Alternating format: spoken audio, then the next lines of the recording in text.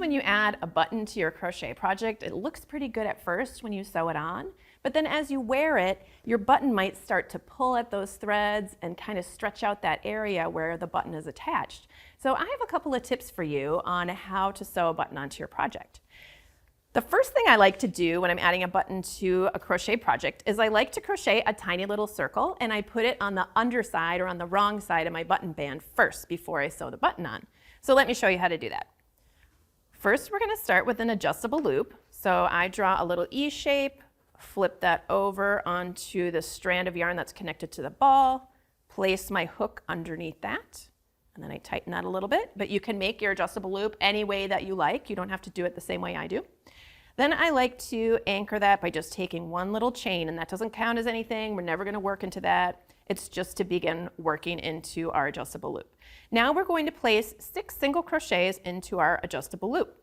So we'll insert our hook, yarn over, pull up a loop, yarn over, pull through 2. That's the first single crochet. And we're going to do 5 more. 1, 2, 3, 4, 5, and then we can tighten that loop up. Now at this point, it could be big enough to sew onto the back of your piece. It really doesn't need to be that large. But I'm going to show you how to do the next round in case you are using a lighter weight yarn, like a sock yarn or something like that, and because that wouldn't make a very large circle so far if you had just done one round of single crochet. So I'm going to do the next round, but if you're using a worsted weight, you could slip stitch to join and then fasten off at this point. All right, so we're not going to join to do the next round. We're just going to work 2 single crochets into each stitch around. So there's the first one and the second one. Here's the second stitch, 1 and 2. Third stitch, 1 and 2. Fourth stitch, 1 and 2. Fifth stitch, 1 and 2. And the sixth stitch, 1 and 2. Okay, I'm pulling on that beginning loop to tighten the center of that circle up nice and tight. And then I am going to make a slip stitch into the first stitch of the round. This would work also if you had only worked one round of single crochet. You just do a slip stitch there. And then you can cut your yarn, leaving enough space to sew your piece to your project and pull that through. Okay. So you just have this little tiny circle, and then that gets stitched to the wrong side of your fabric. So let's just imagine this is the wrong side of my button band. So you just lay it on here. And first I'm going to get rid of this beginning yarn tail here. I'm going to weave it back and forth, and that might seem silly because you could just tuck it inside underneath in between the 2 layers, but I don't want the inside circle to open up. So I'm just going to weave this back and forth to kind of anchor my yarn and keep it in place. Once I feel like that's anchored, you can trim it off. And then we're going to sew this circle to our button band. And so keep in mind that as you're sewing this, you're sewing it onto the wrong side of your button band. But if you sew all the way through and make, larger stitches, you might see a faint ring of where those are.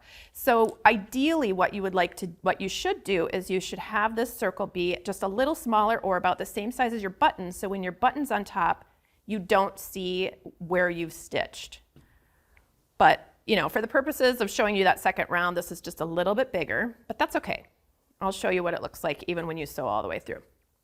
So you can do a back stitch like this, so you can take a stitch backward and go forward. I'm always working from right to left when I make these stitches. I'm inserting it behind where I came out and coming out ahead of where I came out before, like that. This is a good way to go around, or you could also do a whip stitch around the edge. You could really do any kind of stitch to anchor your piece, your little circle, to your button band.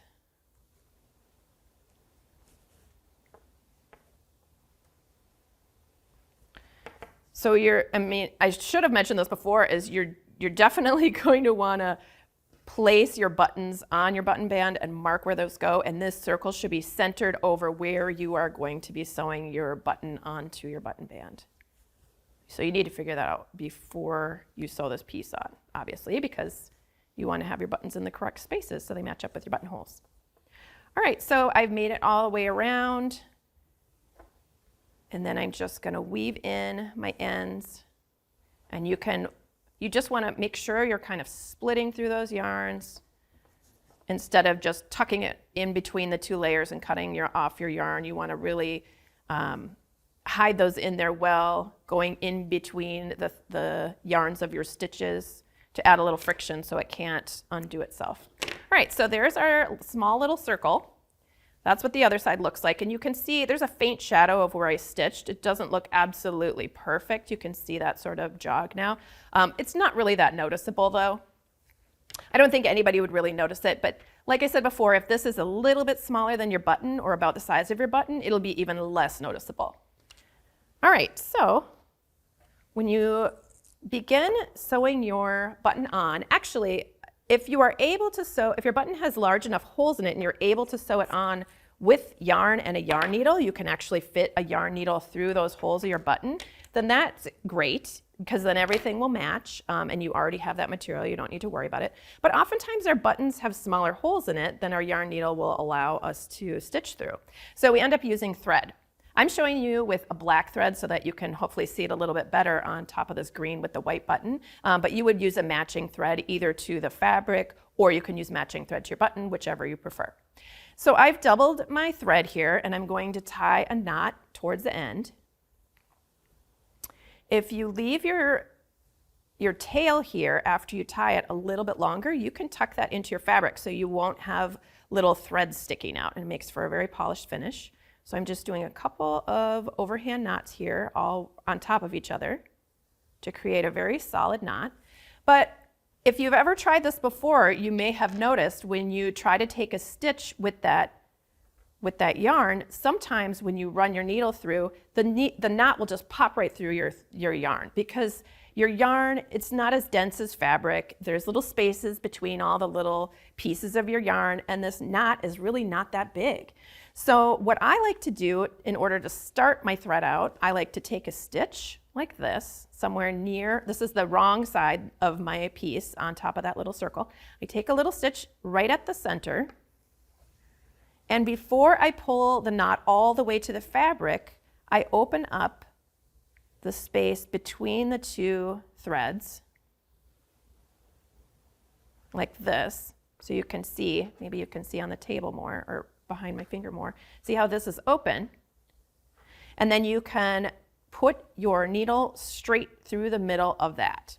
And then when you pull on this, your knot will catch on that thread and it makes a little loop and it's not going to pop through your yarn. That's a great way to start out anchoring a piece of thread to your fabric without it popping through. So then you'll just push your needle through to the front. And you can add your button, just pay attention to which way your buttonholes are going. And then take a stitch, and you're going to want to just make sure that you are centered over that extra little circle that you made. And when you do this, keep in mind, if your button does not have a shank on it, a shank is that little piece of a button that sticks down and raises it up off of the fabric. If you're making sort of a bulkier sweater, really anything worsted weight or larger, you're definitely going to want to leave a little bit of a space here between your button and your fabric. You could stick a crochet hook in there underneath that loop so that it doesn't get pulled too tightly. And the reason why you do this is because you are going to be creating a shank with the thread. You're going to create a little raised section with the thread. So you're just going to be sewing this button on and sewing over whatever it is you put in there. You could put, a crochet hook or a smaller, like maybe a pencil even would work okay. You don't want it to be too large because you don't want your button to be droopy and flopping when you button everything. But you do need a little bit of a space between your button and the fabric. So you go through many times I like to go through, I don't know, to basically fill up that space. You don't need, it doesn't need to be tight, like hard to get your needle through, but I usually go around and around and around until that space is pretty much filled up.